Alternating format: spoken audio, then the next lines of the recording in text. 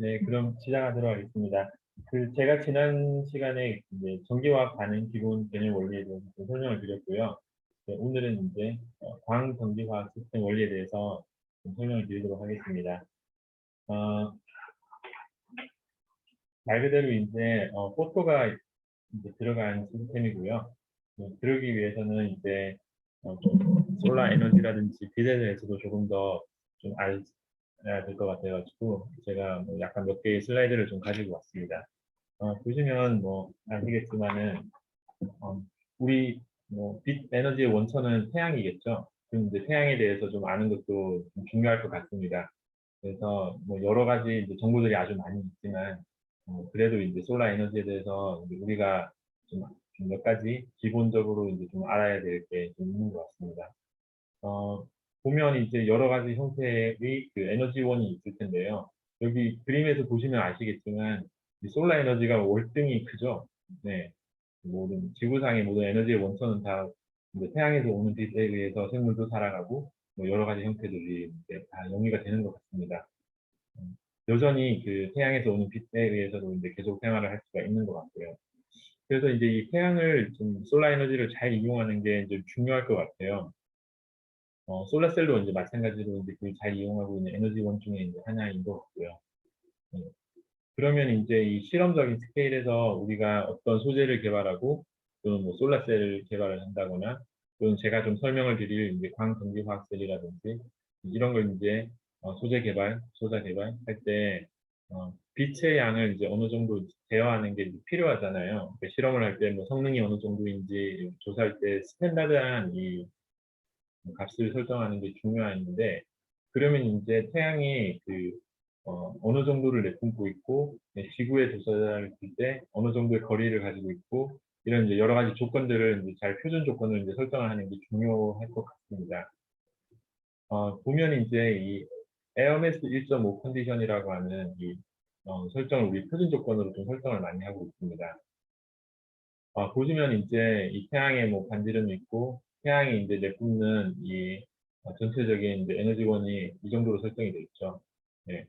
그리고 이제 지구에 도달을 할 때 지구의 반지름도 고려해서 이제 우리가 계산을 할 수가 있겠죠. 그래서 이제 지구에 이제 도달을 하는 근데 이제 실제로 이 지구에 도달을 했을 때 여러 대기라든지 또 로스가 좀 있잖아요. 그래서 평균적으로 이제 어느 정도면 도달하는 정도로 우리가 정할 수 있겠다라고 한 게 이제 이 AM 1.5 컨디션이라고 하는 조건입니다. 그래서 이 조건을 가지고 우리가 이제 모든 뭐 실험을 할 때 표준 조건을 설정을 하고 이제 합니다. 그러면 이제 실험실에서 우리가 광원을 쓰잖아요. 뭐 항상 태양이 뜨는 날도 있고 뭐 지는 날도 있고 뭐 항상 제대로 이용을 할 수는 없을 테니까요. 실험실에서는 이제 이 태양 에너지나 이런 솔라 에너지의 이제 인풋 정의를 할 때 AM 1.5 컨디션을 어떻게 정의할 것인가라고 했을 때 이제 어떤 광원을 이렇게 이제 어, 장치를 만들고 그리고 이제 이 통과할 수 있는 AM 1.5 컨디션 필터를 답니다. 이 필터를 달아서 최대한 이제 이 솔라 스펙트럼에 가깝게 이제 유사하게 조건을 맞춰놓고 실험을 좀 하게 됩니다. 이게 이제 보면 그 표준의 이 솔라 스펙트럼이에요. 네, 여기 250부터 2500까지 보여주고 있고요. 네, 색깔이 이렇게 되어 있는데 이 보라 색깔이 이 자외선 영역이겠죠. UV 영역 그리고 이제 여기 비즈블 영역이 보이고요. 네, 그리고 이제 적외선, 네, 근적외선 구간이 니어 IR이고 원적외선 구간도 보이고요. 대부분이 여기에 이제 비즈블 영역에 포함이 되어 있기는 하지만 자외선 영역도 있고 그리고 이제 이 적외선 영역도 상당히 넓은 범위에 걸쳐서 존재를 합니다. 그리고 이제 이 스펙트럼의 면적을 모두 합한 것이 이제 전체 에너지, 솔라 에너지 인텐시티의 양에 해당이 되겠죠. 각 파장에 따른 인텐시티가 있고 전체 파워가 있겠죠. 그래서 이제 파장별에 따른 이 솔라 인텐시티, 이 솔라 스펙트럼이 이제 존재합니다. 네, 그래서 이 부분을 좀 확인을 해주면 좋을 것 같고, 그리고 이제, 우리가 보통 밴드갭이라고 하죠. 반도체 물질들은 각각의 고유의 이 밴드갭을 가지고 있잖아요. 이 밴드갭을 가지고 있는데, 이 밴드갭 해당되는 이 에너지만큼이 이 파장과 이제 관련된 관계식을 가지고 있습니다. 이게 이제 바로 이 식인데요. 이 1240 나노미터 나누기 밴드갭의 에너지 이렇게 나누면 이게 이제 파장과 이렇게 일치하는 이제 관련식입니다. 그래서 이제 유닛 컨버전 식이고요. 여기서 이제 보면 반비례 관계를 가지고 있다는 것을 확인을 할 수가 있겠죠. 그래서 자외선 영역이면은 이 밴드갭, 그러니까 이 에너지가 더 크니까 이제 이런 식으로 이제 가지게 되겠습니다. 보시면 이제 조금 이 도표는 계속 보여드릴 겁니다. 네, 보여드릴 텐데 보시면 이제 밴드갭이 큰 물질들이 보이고요. 네, 글씨가 보일지 모르겠습니다. TiO2, 징크 옥사이드 같은 경우는 3.2 일렉트론 볼트니까 여기서 3.2를 나누게 되면 한 400 정도 나오죠. 400 조금 덜 나올 수 있겠네요. 그래서 이제 자외선 영역 보라 색깔에 위치하는 이 영역에 해당이 되겠죠. 그리고 이제 이 P 실리콘이라고 표시되어 있는 이 부분을 보시면은 1.1 일렉트론 볼트라고 되어 있는데 그러면 1.1을 대충 나누면 한 뭐 1100 정도 되겠죠. 그러니까 이 정도에 이제 위치를 해서 이 정도 영역 아래에 있는 에너지 파장을 조사를 하게 되면 다 흡수를 할 수가 있게 되겠죠. 네. 그래서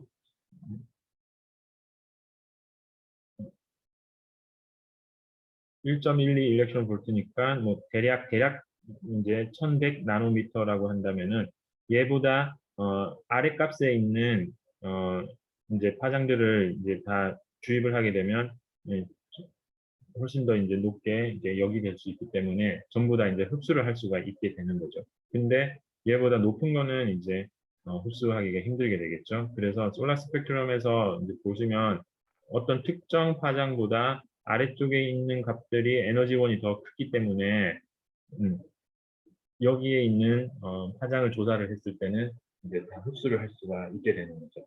네. 그래서 이제 여러 가지 형태의 그 물질들 보시면 뭐 인디움 포스파이드도 있고 큐프리스 옥사이드, 갈륨 ар세나이드, 카드뮴 셀레나이드, 카드뮴 설파이드, 비스무스 바나데이트 뭐 여러 가지 형태의 이제 소재들이 있는데 이 소재들은 전부 다 이제 솔라 스펙트럼을 흡수할 수 있으면서 반응에 기여할 수 있는 이제 그런 특성을 좀 가지고 있습니다. 그래서 이제 작은 밴드갭을 가진 이런 물질들을 가지고 했을 때는 훨씬 더 넓은 영역의 이 솔라 스펙트럼을 우리가 활용을 할 수가 있는 거고요. 네. 그렇지만 이제 항상 그렇게 작은 걸 한다는 게 좋은 것만은 아닙니다. 너무 많이 흡수를 하면 또 열이라든지 그런 쪽으로 이제 산란돼서 날아가기 때문에 적당한 사이즈의 적당한 밴드갭의 크기를 가지는 그런 부분들을 흡수하는 게 중요하고요. 그래서 이제 이 솔라 스펙트럼을 잘 흡수할 수 있는 이 소재 디자인은 이제 보통 이제 1.5에서 2.5 정도 사이에 되는 이제 밴드갭 가지는 게 이제 좀 추천이 좀 되고 있는 거죠. 제가 물분해 얘기는 좀 빼먹었는데요. 이 물 관련해서 이제 레독스 포텐셜이 이제 프로톤이 하이드로젠이 될 수 있는 포텐셜을 우리는 0으로 기준을 잡습니다. 이렇게 노멀 하이드로젠 일렉트로드 기준으로 해서 거기서 이제 1.23V가 더 필요하니까 아래에 이제 위치해 있겠죠. 그래서 이제 물과 이산화되는 포텐셜을 1.23V라고 이렇게 표시를 했고요. 그리고 이 부분은 좀 이따가 다시 설명을 좀 해드리도록 하겠습니다. 어쨌든 네, 그 AM 1.5 컨디션에 대해서 좀 설명을 드렸는데요. 그러면 이제 이 부분의 광원을 우리가 이제 스탠다드로 삼고 이용하기 위해서는 이제 실험실 스케일에서 어떤 이제 광원 램프를 이제 사용을 하는데요. 이 램프의 스펙트럼이 얘와 일치할 수가 없죠. 일치할 수가 없기 때문에 어떤 필터를 이렇게 이제 인서션 하게 되는데 그게 이제 AM1.5G 필터가 있고요. 또는 여러 가지 형태의 필터들이 있습니다. 나는 자외선만 사용하고 싶다. 그러면 이제 자외선만 남기고 전부 다 커팅하는 그런 필터가 있고요. 또는 적외선은 다 커팅을 하고 싶어 하면 이제 그런 필터가 또 있어요. 그러면 자외선 커팅 필터랑 적외선 커팅 필터 두 개를 다 같이 넣으면 어떻게 되죠? 그러면 이제 비즈빌 가시광선 영역에 파장만 이용할 수가 있게 되는 거죠. 그래서 이제 적당한 필터들을 이제 놓고서 이제 한 다음에 샘플의 조사를 통해서 이런 이제 실험을 이제 하게 되는 겁니다. 그래서 이런 부분을 좀 하게 되고요. 말 그대로 이제 광원을 이제 인위적으로 만들어서 쓰는 거기 때문에 이 인텐시티들도 이제 조절을 할 수가 있게 되는 거죠. 그래서 파워, 라이트 인텐시티도 이제 조절을 할 수가 있습니다. 면적당 100mW를 보통 스탠다드 기준으로 하는데요. 이런 거는 이제 조절을 가능하죠. 그래서 이 라이트 인텐시티 조건일 때는 우리는 이제 AM 1.5G 그리고 원선 컨디션이라고 합니다. 원선 컨디션. 만약에 이제 제가 200mW를 쓰면은 어떻게 되겠죠? 투선 컨디션이 되겠고요. 예, 1W를 쓰게 되면은 어떻게 되겠죠? 예, 태양을 10번 이용한다 해서 이제 10배로 이용에 대해서 텐선 컨디션이 될 수가 있겠죠. 이런 식으로 해서 이제 어, 태양빛을 그냥 그대로 이용을 할 수도 있겠지만 우리는 이제 그 인텐시티를 10배, 뭐 20배로 늘려서 실험을 할 수도 있습니다. 생각해 보시면, 돋보기를 대면 되잖아요. 예, 그러니까 돋보기를 대면 훨씬 더 이제 집적도가 높아지니까 그런 식으로라도 이제 concentrated light 컨디션을 이제 사용을 해서 실험을 할 수가 있습니다. 그러면 이제 태양 뭐 솔라셀이라든지 이런 데 있어서 훨씬 더 이제 성능을 높일 수가 있는 거죠. 한 가지 더, 솔라 라이트도 있지만 솔라 힛도 있어요. 그러니까 태양 광을 쓰기도 하지만 태양 열도 쓸 수가 있는 거죠. 네, 그 부분은 추후 기회가 되면 또 설명을 드리도록 하겠습니다. 그래서 이제 기본적으로 이런 이제 도표들 그림들을 좀 이해를 할 수가 있어야 되고요.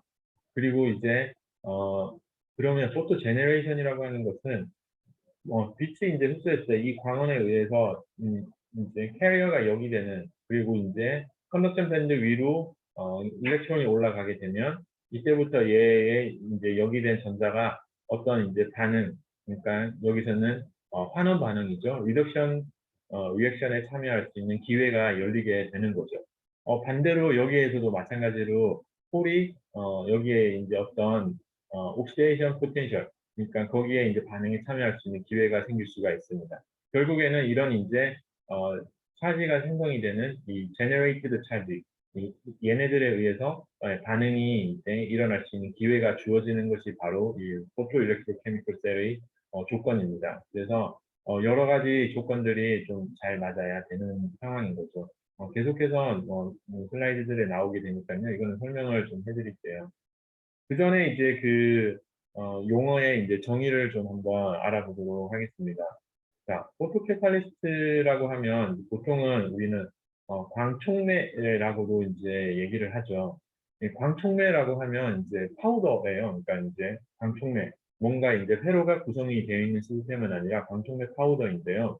근데 이제 용어에 약간 좀 예전에 이렇게 쓰기도 했지만 뭐 통칭해서 이렇게 쓰기도 한다. 이런 여러 가지 형태로 이제 내려오기는 했는데요. 확실히 얘기할 수 있는 거는 이제 이렇게 연력학적으로 이렇게 이제 흡수할 수 있는 이 정도의 에너지를 가진 이런 이제 뭐 아까 반도체 물질, 광흡수 물질이라든지 여러 형태의 그 어, 뭐 염료라든지 뭐 이런 이제 광을 흡수해서 만들 수 있는 물질을 우리는 보통 포토센스타이저라고 부르고요. 그리고 이제 이 활성화 에너지를 낮출 수 있는 이러한 부분을 우리는 흔히들 이제 촉매로 알고 있잖아요. 촉매는 활성화 에너지를 낮춰주는 역할을 하거든요. 자기 자신은 직접 반응에 참여하지 않으면서 이제 남을 이렇게 반응에 참여하고 원래대로 돌아가려고 하는 본질인데, 근데 이제 이쪽 필드에서는 이제 포토 캐탈리스트라고 하니까 캐탈리스트인데 원래 우리가 알고 있는 캐탈리스트 개념과는 조금 이제 다를 수가 있는데 다르다기 표현보다는 통칭해서 이제 표현을 한다는 게 더 정확합니다. 그래서 이제 이런 촉매를 우리는 그냥 앞에 코어라고 불러서 보조 촉매 또는 조 촉매라고 이렇게 부르고요. 얘는 이제 포토 센스타이저라고 부르고요. 또는 이제 포토 뭐 일렉트로드라고 부를 수도 있겠죠. 네, 그리고 이제 얘네들 다 그냥 이제 합쳐서 이제 포토 캐탈리스트라고 이런 식으로 부르고 있습니다. 그러니까 데피니션 자체가 아주 엄밀하게 정의된 게 아니라 패널리스트라고 하는 차원에서 여러 가지 형태들이 이제 혼용돼서 쓰고 있다라고 하는 부분을 말씀을 드립니다. 그러면 이제 이 빛을 좀 우리가 에너지로 컨버전을 하는 여러 가지 이제 소자들이 좀 많이 있는데요. 그러면 어떤 방식이 가장 효과적일까라고 하는 부분들이 있잖아요. 흔히 어, 제가 이제 빛을 받아서 뭐 솔라셀 같은 경우는 전기를 만들어내죠. 예, 그 전기를 가지고 이제 화학 반응을 이제 일으키는 데 사용이 되고 그 화학 반응을 통해서 우리가 원하는 fuel, 그러니까 하이드로젠이 될 수도 있고 또는 뭐 산소가 될 수도 있고 여러 가지 형태의 이제 연료를 이제 얻을 수가 있는데 그러면 이제 여러 가지 조건들이 있는 거죠. 그 어, 비용이 왔다 갔다 할 수가 있고요. 비용이 하나의 고려 요소일 테고요. 또 하나는 이제 효율입니다. 그래서 이제 이 광전극이 있고 이 아까 광촉매, 파우더 타입의 광촉매는 사실 코스트 측면에서는 이제 굉장히 심플합니다. 왜냐하면 뭔가 셀을 만들 필요도 없고 파우더를 만들면 되는 거니까요. 근데 이제 이 효율 자체가 이제 좀 떨어집니다. 그 이유는 뒤에서도 설명을 하겠지만 이 차지 캐리어가 다시 한번 리커미네이션 될 확률이 굉장히 높은 구조이거든요. 네, 그래서 이제 이런 상황이고요. 그 다음에 이제 차라리 아니면 솔라 포토볼테이크, 그러니까 솔라 셀 자체를 따로 두고요. 거기에 이제 회로를 연결을 해서 이 전극을 가지고 이제 물을 분해한다든지 어떤 케미컬 리액션을 일으키는, 그러니까 이런 이제 어, photovoltaic and electrolysis type, 그러니까 PVEC라고 우리는 보통 이제 부르는데요. 그런 이제 형태의 가 이미 이제 개발이 되어 있다면 이제 아주 이제 유용할 수가 있는데요. 근데 이제 회로 구성이라든지 솔라셀 타입이라든지 이런 부분들이 있어서 또 비용이 또 이제 문제가 될 수가 이제 비용이 문제가 될 수가 있습니다. 이제 효율 자체는 굉장히 최적화할 수 있기 때문에 그래서 어떤 시스템이 이제 가장 효율적일까라고 하는 거는 이제 아직도 이제 서로 연구들을 좀 많이 하고 있어요. 결국은 어떤 방향으로 가야 되냐면 이쪽 방향인 거죠. 그러니까 비용 자체는 줄이면서도 이제 효율을 계속 올릴 수 있는 이런 이제 부분들이 필요하겠죠. 포토vol테이크, 소라기 이런 여러 가지 이제 상황들을 활용을 해서 그래서 이런 부분들을 좀 잘 유용을 해주셔야 될 것 같고요. 그러면 이제 이 자연계에도 이제 이런 시스템이 이미 이제 있다고 말씀을 드렸었는데요. 이 식물이 이제 광합성을 하잖아요. 이 광합성을 하는 데 있어서 물분해 반응이 들어가 있습니다. 조금 더 정확히는 이제 이산화탄소와 물을 이용해서 이제 생명을 유지하는 데 필요한 이제 당을 생산을 하죠. 슈가. 예, 여러 가지 형태로 ATP, ADP 뭐 여러 가지 형태로 이제 저장을 해놨다가 또 이렇게 살아가는데 이제 쓰게 됩니다. 이때 이제 산화 반응이 일어나는 그 촉매가 있고요. 그 촉매가 이제 위치한 곳이 어, 포토 시스템이라고 부르는 부분에 이제 위치해 있고요. 엽록체 틸라코이드 멤브레인에 이제 칼슘 망간 클러스터 촉매가 있고요. 네, 그리고 이제 이것을 이제 우리는 빛을 이용해서 하는 과정 광합성이라고 하는데 사람들이 하는 연구가 이제 인공광합성입니다. 예, artificial photosynthesis. 그래서 물을 산화시켜서 수소와 이제 산소를 일으키고 이제 그리고 물분해 반응도 이제 이 부분이 이제 대표적인 거죠. 그래서 이 부분을 이제 미믹해서 이제 사용을 하게 됩니다. 조금 더 보여드릴게요. 식물은 이제 어, 뭐 라이트 리액션이 있고요, 다크 리액션이 있습니다. 명 반응이라고 하고요, 또는 암 반응이라고 하잖아요. 그래서 낮에 빛이 있을 때는 빛 에너지를 이제 받아서 그 실라코이드 멤브레인에 있는 관계에서 빛을 받아서 물을 산화하고 거기서 이제 전자를 이제 전달시키는 것을 통해서 케미컬 에너지로 전환을 해서 저장을 합니다. 저장을 하고 그리고 이제 다크 리액션에서는 이제 CO2와 얘네들을 가지고 해서 활용을 해서 필요한 당을 생산하고 살아가는 이제 그런 이제 식물의 시스템을 이제 보여주고 있는데요. 이제 우리는 좀 더 이쪽에 이제 집중을 해서 이제 연구를 하고 계속해서 이야기를 하고 있는 상황이죠. 그래서 이제 멤브레인 자체에 이제 이 막을 보시면은 이게 이 안에 이제 포토 시스템 2가 있고요. 또 한 번 더 빛을 받아서 이제 어, 이용을 할 수 있는 부분이 존재합니다. 근데 처음에 여기서 일어나는데 얘가 이제 2고요. 얘가 1이잖아요. 그 이유는 저번에 설명을 해드렸나 모르겠는데요. 그 이유는 이제 2가 있는 이유는 얘가 먼저 일어나지만 나중에 발견이 돼서 예, 그냥 2라고 명명을 이제 한 거라고 이제 알려져 있습니다.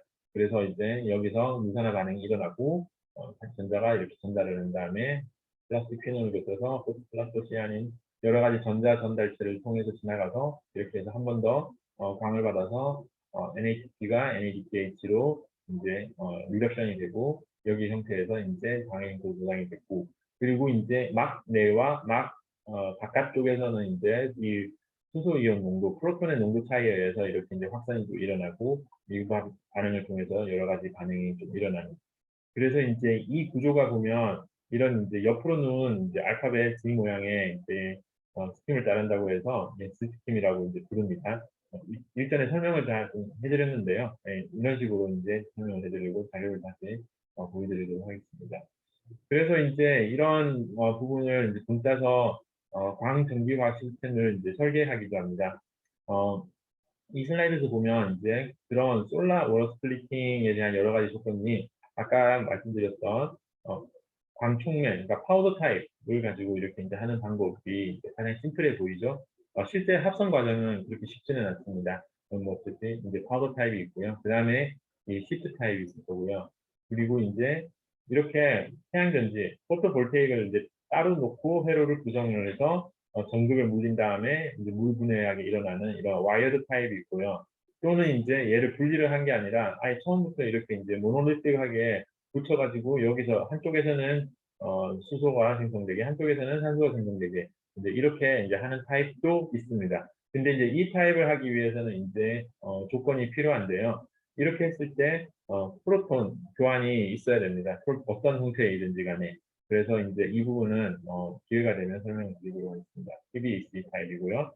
그리고 이제 절충안이 이제 포로 일렉트로케미컬 셀이라고 해서 이 전극 자체가 이제 광도 흡수하면서 또 반응도 일어날 수 있는 그러한 형태입니다. 그래서 이제 바이어스가 이제 가해지는 시스템, 그러니까 보조 효과가 있는 거죠. 빛만 가지고 하는 건 아니고 이 효과들도 조금 이제 같이 연동돼서 하는 시스템이 있고요. 그리고 아예 이제 무전원, 그러니까 unassisted 시스템도 있습니다. 이런 식으로 해서 빛만으로 사실은 이제 궁극적으로는 이렇게 가야 되죠. 왜냐하면 이거 자체는 다시 빛의 도움을 받아서 또 추가적인 인풋 에너지가 필요한 상황이니까요. 그래서 이 부분은 이제 결국에 이렇게 이제 가야 되는 상황인데 실제로 이제 이 실험을 하다 보면 항상 이 포텐시오 스테지라고 하는 전압 전류 분석기 공급 장치를 이제 물려서 빛을 쬐가면서 이 실험을 하는데요. 이 이유는 성능을 살펴보기 위한 것이지 결국에는 보조 이 공급 장치는 결국에는 제외되어야 이 이제 연구하는 목적이 맞겠죠. 이런 식으로 이제 가야 되는 겁니다. 얘는 이제 그럴 수 있는 부분이 없죠. 예. 그러면 이제 성능을 어떤 식으로 평가할 거냐? 그거는 이제 다음에 또 다시 한번 설명을 드리도록 하겠습니다. 그러면 이제 좀 밴드 구조 차원에서 조금 더 설명을 드리도록 할게요. 이 세미컨덕터와 리퀴드 정션이 있는데, 세미컨덕터 리퀴드 정션이 있는데 보면 이제 밸런스 밴드가 보이고 컨덕션 밴드가 보이고요. 빛을 받아서 이렇게 여기된 전자가 홀이 있는데 조건이 이 리덕션 반응이 일어나기 위해서는 반드시 컨덕션 밴드가 이 레독스 포텐셜보다 높은 곳에 위치해야 됩니다. 그래서 전자가 이쪽으로 자발적으로 이동을 해서 이 반응을 일으킬 수 있게 돼야 되고요. 홀에 있어서는 이제 반대로 이렇게 홀은 이제 이쪽으로 이제 지향하려고 하는 성격을 가지고 있기 때문에 에너지가 이제 이쪽으로 그래서 이제 옥시다이션 포텐셜이 밸런스 밴드보다 높은 곳에 위치해야 됩니다. 이 조건이 이제 아주 중요합니다. 그래서 물분의 이제 반응을 예를 들어서 봤을 때도 이런 이제 반응들이 일어나야 되는 거고요. 그러면 이제 이 컴포넌트가 한 개가 있을 때는 아까 이 구조를 잘 만족해야 되는데 이 광을 흡수하는 것뿐만 아니라 여기서 이렇게 넘어가는 데 있어서도 에너지 배리어가 있거든요. 그래서 이 에너지 배리어를 줄이기 위해서 또 이제 조촉매를 이제 뿌려야 되고요. 그리고 이제 여기에 이제 산화 촉매도 이제 뿌려야 됩니다. 그래서 이제 이 과정들이 존재해야 되는데 문제는 이런 원 컴포넌트 시스템에 있어서는 이제 빛을 가했을 때 다시 얘가 리커미네이션 되는 확률이 높습니다. 그래서 얘를 방지하기 위해서 이제 다음과 같이 보시게 되면 리덕션 반응이 잘 일어날 수 있게 설계를 한 물질과 그다음에 이제 옥시데이션 반응이 잘 일어날 수 있게 밴드 구조가 제어된 물질을 이제 같이 이렇게 두 개를 놓고 디스크 형태로 이렇게 합니다. 그러면 이제 여기서는 약간 이제 얘와 얘를 잘 전자를 전달시키게 할 수 있는 매개체가 필요하죠. 어떤 이제 일렉트로라이트 미디에이터도 필요하겠지만 이제 하나의 어떤 이제 컨덕터 또는 이제 가 필요할 수도 있습니다. 예를 들면은 요런 이제 역할을 하는 이제 식물에 있어서 이런 역할을 하는 전자 전달을 다 할 수 있는 그런 부분들이 필요할 수가 있는 거죠. 그래서 이 리컨비네이션 자체가 굉장히 큰 문제가 되거든요. 그래서 얘를 줄이기 위해서 여러 가지 이제 전략들이 또 필요합니다. 그러면 이제 그 밴드 에너지틱스를 조금 더 살펴보면 결국에는 이제 전자가 아주 많이 있다고 생각이 될 수 있는 이 부분을 통해서 페르미 레벨이 이제 맞춰지게 됩니다. 그림을 이제 그려서 이제 보여드렸던 것 같은데요. 얘 같은 경우는 컨택을 형성하기 전이고요. 컨택을 형성을 했을 때는 이 컨덕션 밴드와 밸런스 밴드의 포인트 자체는 일치합니다. 이거는 이제 변함이 없고요. 그런데 이제 여기서 이제 디플리션 위스 자체에서 이제 밴딩이 이제 일어나게 되겠죠. 네, 그리고 이제 벌크, 세미컨덕터 벌크 안으로 들어가면 도핑 레벨 자체는 똑같아야 되잖아요. 그러니까 이제 이 간격은 똑같은 상황으로 이제 밴드 밴딩을 일으켜서 그림을 이제 그리게 됩니다. 그래서 이렇게 그림을 그리게 되면은 지금 보면 얘는 일치를 시켜야 되고요. 예. 그리고 이제 얘가 내려오게 되는 거죠. 이렇게. 예. 그리고 얘는 맞추게 되고요. 예. 그게 이런 식으로. 예. 그래서 이 간격과 이제 벌크에서의 간격은 똑같고 좀 과장되게 그리긴 했지만 이 디플리션 위스 자체는 굉장히 작습니다.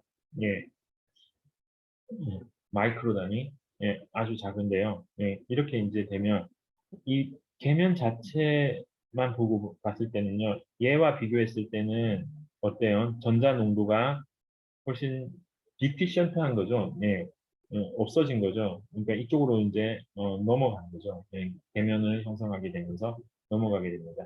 그래서 이제 여기 전자들이 어, 이제 넘어갈 확률이 이제 좀 많이 줄어들었죠. 대신에 이제 홀은 예, 넘어갈 확률이 좀 많이 생기죠. 네, 예, 홀은 넘어갈 확률이 많이 생겨서 이 N-타입 N-타입 세미컨덕터와 이제 결합을 했을 때 이 반응이 이제 옥시데이션 반응이 일어나기 유리한 조건으로 이제 만들어졌습니다. 이때 이제 빛을 가하면 빛에 의해서 이제 일렉트론 캐리어가 다시 생성이 되게 되고요. 그때 이제 페르미 레벨은 N-타입 페르미 레벨과 예, P-타입 페르미 레벨로 구별을 해서 어차피 빛이 왔을 때는 이렇게 빛이 올 테니까요. 그러니까 여기서 이제 조금 이제 일렉트론이 공급이 됐으니까 이 간격은 이제 좀 줄어드는 거죠. 예, 이 파징에 의해서. 예, 이 캐리어에 의해서 줄어들게 돼요. 그래서 약간 밴드 밴딩이 좀 완화되는 이제 그런 이제 효과가 있는 거죠. 그래서 이 오픈 서킷 포텐셜 얘는 이제 광에 의해서 생긴 거라고 해서 포토 볼티지라고 이제 부르게 되었고요. 예, 그래서 이제 빛에 의해서 이런 식으로 이제 형성이 되게 됩니다. 이 시스템을 좀 이해하는 게 중요하고요. 그러면 이제 P타입으로 봤을 때는 그 반대로 이렇게 이제 그림을 그릴 수가 있겠죠.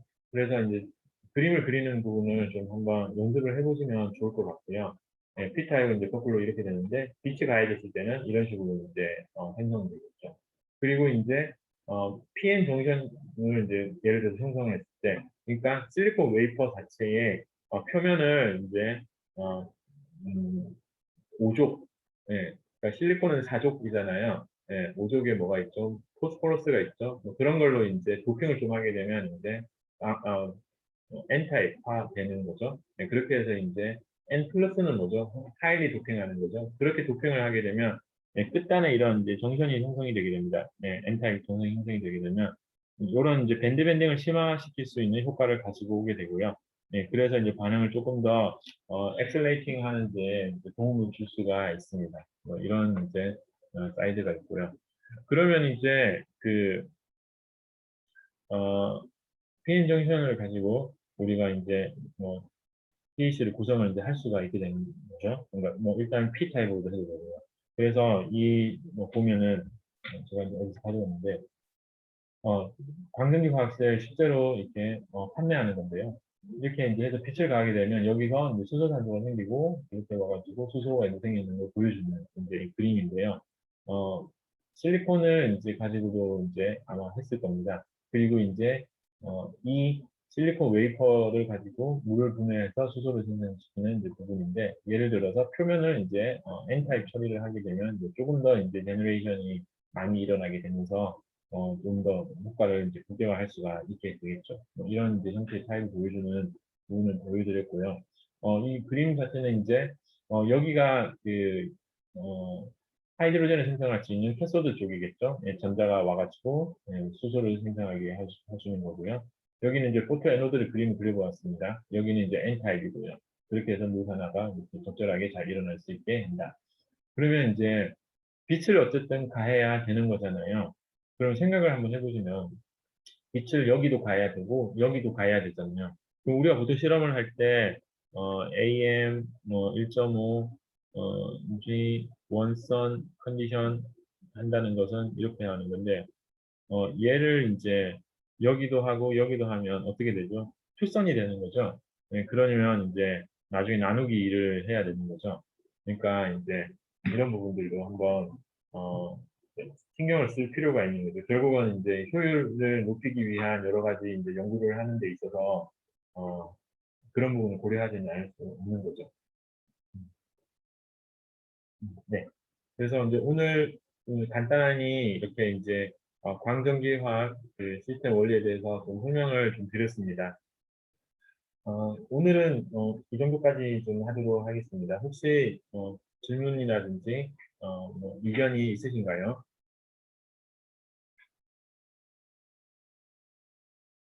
네. 없으면 네, 정리하도록 좀 하겠습니다. 네, 수고하셨습니다. 수고하셨습니다.